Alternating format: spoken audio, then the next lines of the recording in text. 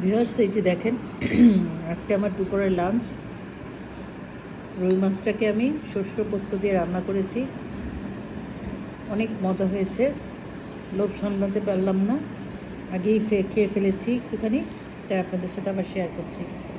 এই রান্নাটা যদি ভালো লাগে অবশ্যই করে খাবেন, কমেন্টস করে জানাবেন প্লিজ প্লিজ রান্নাটা কেমন হয়েছে, ভালো লেগেছে কি না, বাসে করে সবাইকে খাওয়াবেন। তাহলে চলুন দেখাচ্ছি সরিষা পোস্ত দিয়ে কিভাবে রুই মাছের মাথাটা করলাম।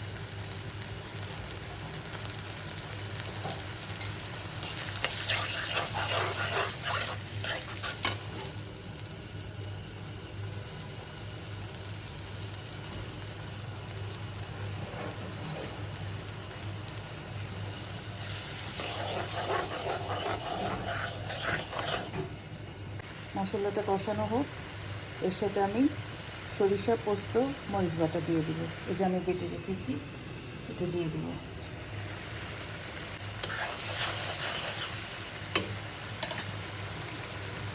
এর মধ্যে দিয়ে দিব কিছু কাঁচামরিচ কাটা,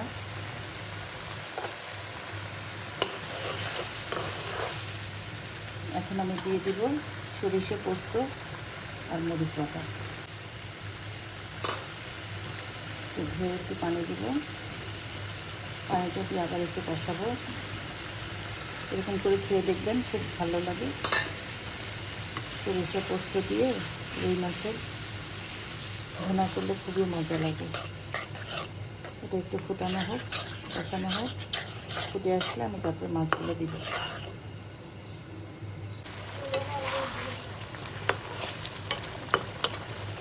অল্প একটু পানি দিয়ে দেবো।